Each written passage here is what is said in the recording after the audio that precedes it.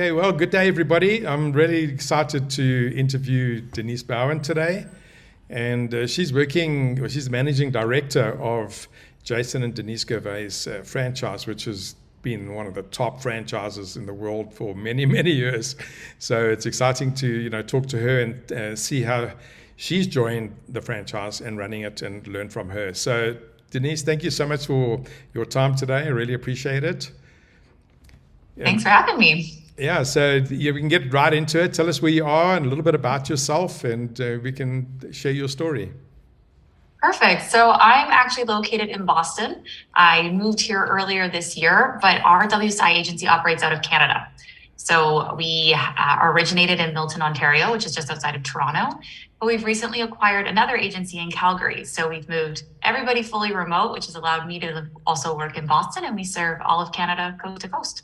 Oh, wow. I thought you were in Toronto when I was meeting that No, guys. I just moved. Right. So the entire agency is now remote, is it? Because of It is. yeah. Yeah, that was a result of the pandemic that we've moved everybody to remote to virtual, and then with the acquisition we move it even more so because we have team members all over. No, that's brilliant. Excellent.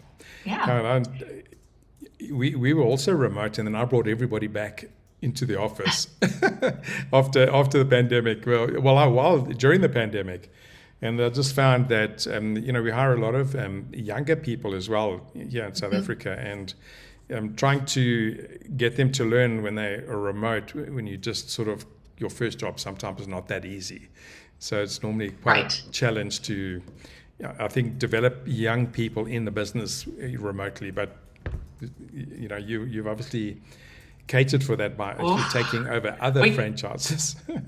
Yeah, we could swap stories on that. It's definitely a challenge, and it took a lot of adjustments, just our training and our processes too. But it's been, I think, a perk of also there's a lot of people looking for remote work, and we've been able to hire people in areas that we wouldn't normally have, not being so localized. So absolutely worked out. Mm-hmm. So where did you work before? What made you come through and join a digital marketing agency? So I started in a completely irrelevant field in medical radiation, and learned very quickly that medical field was not for me. So then it's a great job for a lot of people, just not a good fit for me. Yeah. I was then doing in digital advertising sales and moving around and selling different parts of digital advertising. And then just through life changes and movements, started working in Milton, which is where the WSI agency, with Denise and Jason's agency was located. And I started there as an account manager, and over the years have moved to now managing the operations for that agency. So it's been a really fun journey. Excellent. And then getting to Boston, where does that fit in? Yes. My husband's job moved him here. Okay. And it was kind of that pivotal moment of, what makes sense to go? And at that, like I said, we were fully virtual and speaking with Denise and Jason, and they said, there's no difference if you're here or there. And I try and come back and, every other month. It's a very short, Toronto to Boston is very easy to go. So I'm back frequently, but it's, okay. It's been great. Yeah. It's not like you just wanted to get out of Toronto. No, I like Toronto too, but Boston's been a fun change. And so, how long have you been with the agency at WSI? I've been with that for 6 years, but their agency's been 17 years. It's been a long time. I mean, when I started, I also started about 19 years ago, actually. So okay, right around that time. I've spent a lot of time there, and I mean, that agency has been doing, your agency has been doing amazingly well. It's been the one we will try and benchmark, against with all of us. And so in your time that you've been there, what value do you see, just maybe from WSI that the agency gets? Because I think in your case, you've got a big team like us, so you sometimes don't always use, the full extent of the network. We don't. Yeah, we have different aspects that we really lean on, but 100% hands down is the collaboration. I get the most value with other ICs or even having just like-minded individuals. I think having a community and a network of people who can relate to what you're going through or that you can lean on for advice or just to have that kind of sounding board is so valuable. And I've really, especially over these last couple of years, have tapped into that more and really made connections within the network of people who go through very similar situations as us. And it's been so fantastic to have that. It's the best part for us. Yeah, and I mean, you grew up pretty much in that agency, didn't you? I mean, as an account manager, and then managing the business. So even if you came in right at the top, initially, it's quite great to see like the support that you can get from other franchises, that you could come in and just ask questions and get help. Yeah, in a way, it's coming in with fresh eyes, because Denise and Jason have been part of it for 11 years before me, and I think we're kind of, maybe feeling like they've used tapped it out and maybe didn't use it to its full extent anymore. And then I come in with fresh eyes to this network and have made different connections. And as the WSI world has changed too, and kind of worked into that, it's been really great for our business to have. Same thing with even looking through even all the tools and software in the marketplace. I think we weren't utilizing all of that as we could. And having someone come in with fresh eyes and going through all of that has been really great for us too.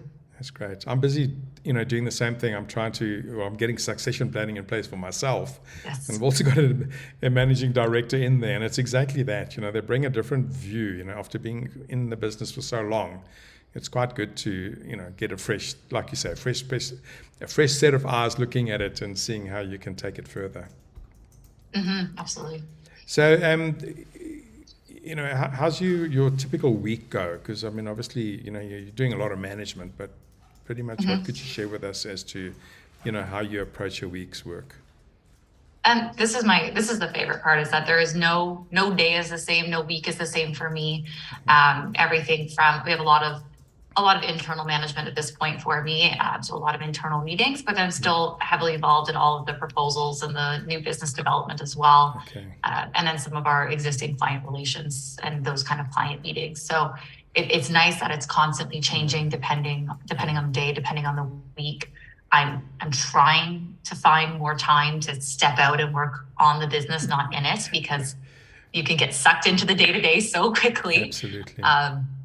But we have really strong people in place, and we have strong leaders. So I'm trying to find more time where I can pull back and strategize and really plan out what that future and how we can take our business and what we need to do for the next steps. So, I mean, with your agency, it must be quite large, but I mean, you're still looking for a new business. So are you the one that's actually doing the sales as well, or are you supported by maybe Jason and them still?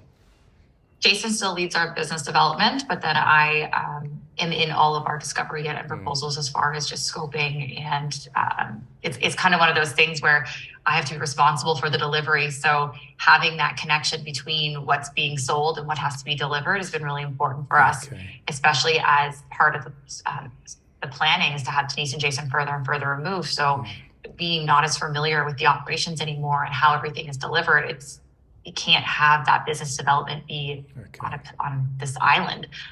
So I come in to help be that liaison and be that joint between the selling process, and also the delivery.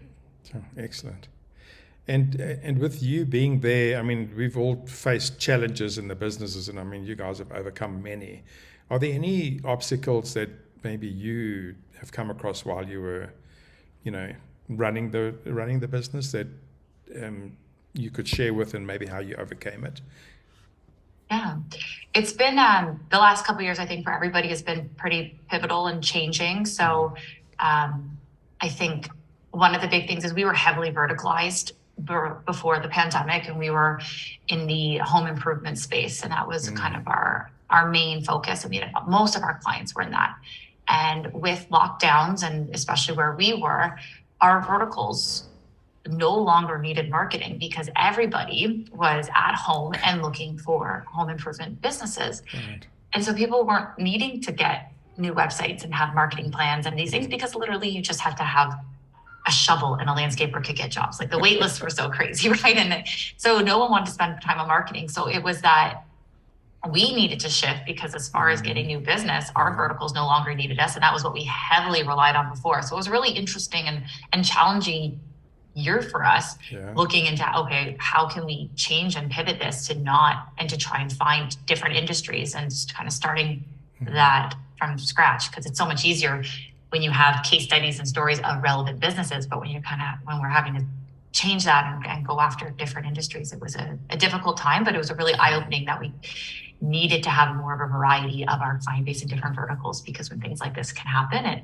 it really can put a damper on your new business. Right. As you're speaking, I've just recalled, because I know that, Jason then focused a lot on the local business. And when the pandemic hit here, the first month we lost 20% of our business just overnight. And it was all the local businesses that just said, we can't market because we're not allowed out in the streets, So yeah.